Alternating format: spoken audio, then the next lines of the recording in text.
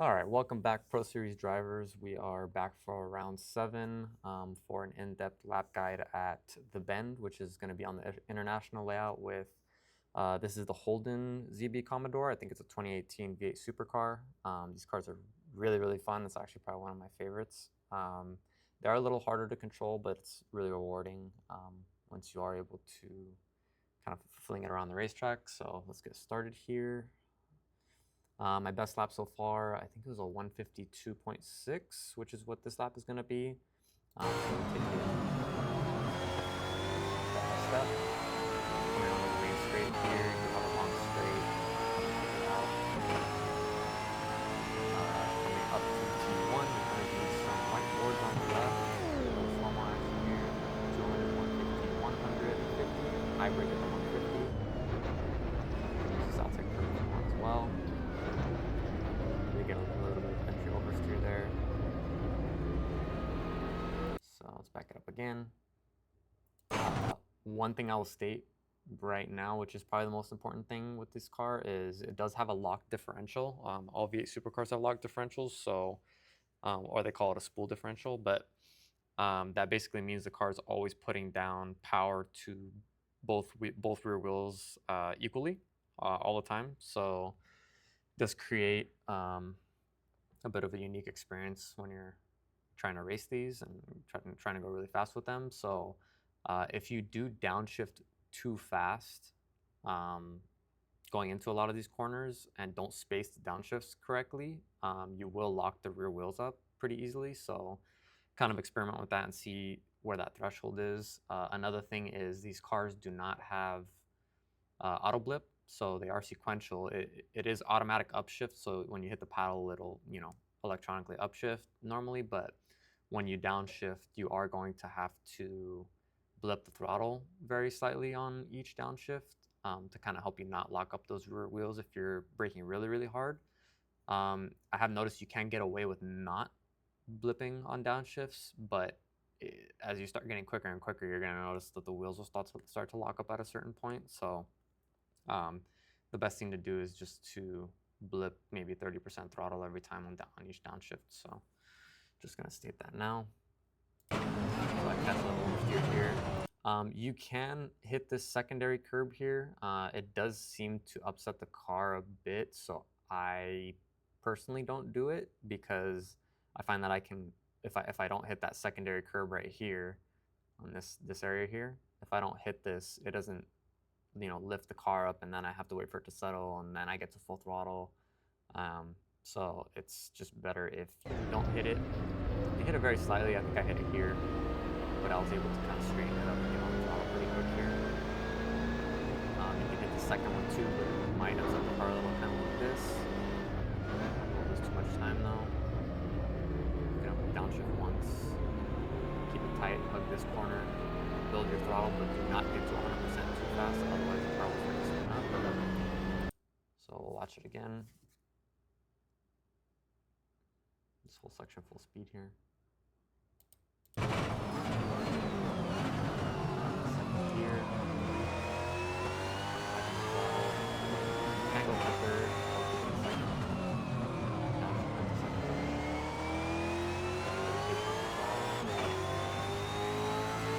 Coming up to this fast left-hander here, you can take this full throttle. It's a little risky, so I think I lift here just to not get a track cut violation running wide or going too far inside. Don't really lose any time. You might lose like half a tenth or something, but nothing crazy.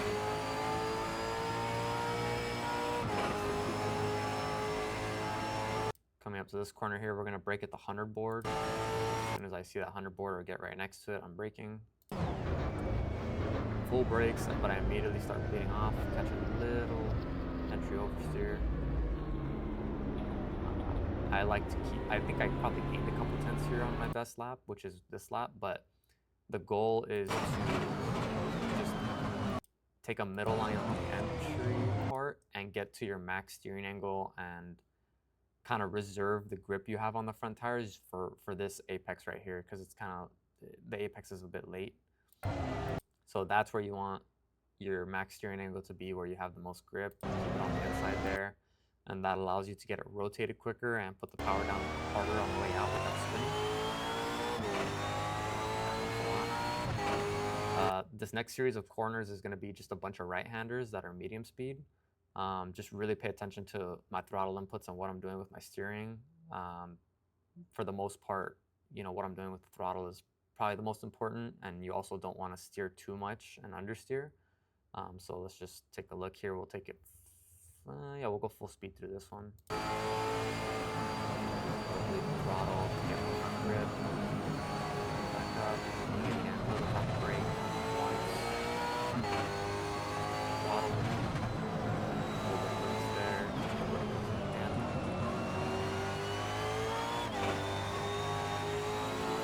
so we'll go back. The reason why you want to kind of do it like this is to, one, kind of save the tires and not shock them too much, especially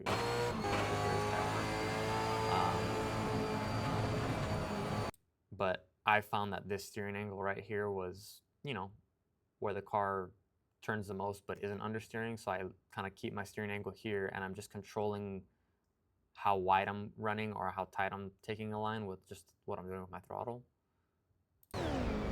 So I'm bleeding it to tighten the line a little bit. Now I know I'm good, so I'm back up again. Now I have to come off of it, tap the brake just a hair, get back on the throttle again, good.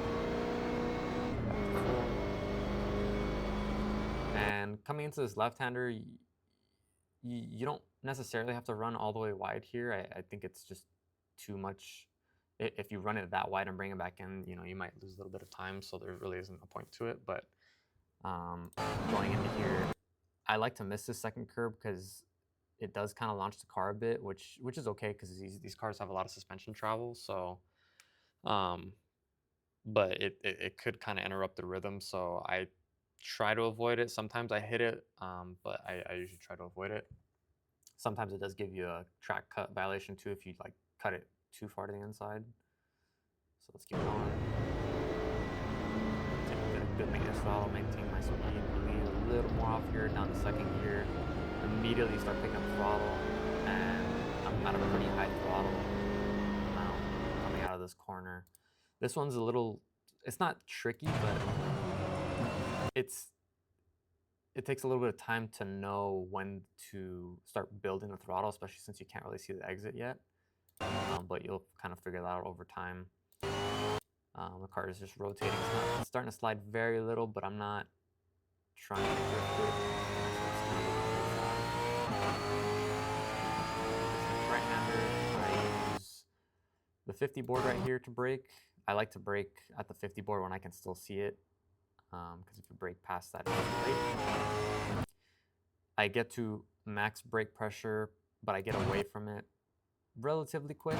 So yeah, so you can hold it for a hair, go slow mo here, full, and now I'm away from it, so I immediately start turning. If you brake too hard into this one too long, you'll start to understeer up the hill, so you don't want to brake too deep into here too late, too hard. I think I got this perfect this time, but I'm already starting to pick the throttle back up right in the middle.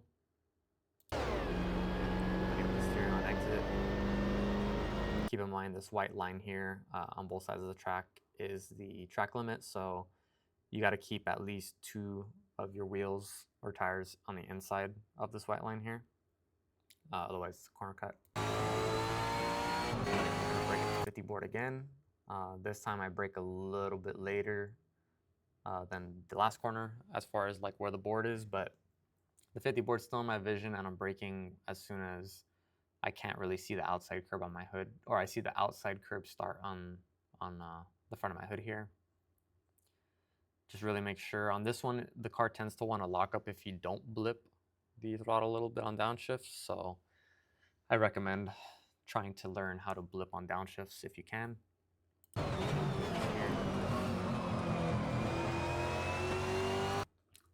These are a little tricky. It's a little blind. You want to set your speed, not rush this corner too much. You want to hug the inside here, because if you don't hug the inside and you're just a little bit too far to the middle, you'll end up running really wide. So here I end up like right next to the track, I think. Yeah, so I'm right next to the white line here, so let's check it out. Take a slow-mo actually. So I already set my speed pretty early. I'm starting to build a little throttle. Getting a little bit of speed, but I'm not trying to go too quick. You can brake a little bit here, very, very little. But this car tends to understeer if you brake a little too hard at the wrong time. So I maybe have 10% worth of brakes here. I also bled my throttle pretty slow, as you can see. Bled the throttle, didn't completely just let off of it, building it at the front. Get a little bit of rotation there.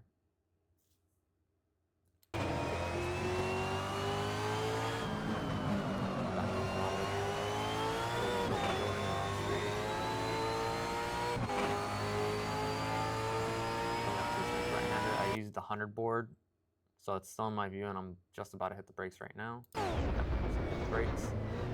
This one, I would not go past where I did because same thing, the car, even when you blip on downshifts, it still tends to lock up the rear if you brake too hard too long.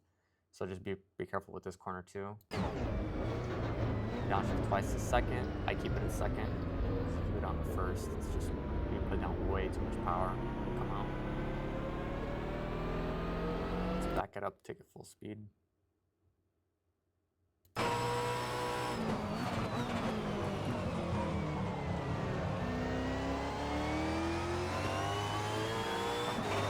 Here.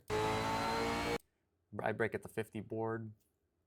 I do brake.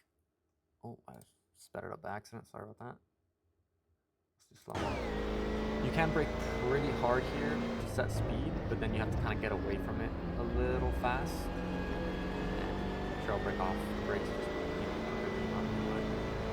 The whole point of that is just to get the weight off of the front tires so that way you don't get understeer going in. Here I'm able to, clip the apex where I want. If I broke a little too long and a little too late, the car just wouldn't turn. And as you build throttle, the car starts to help rotate you out on exit.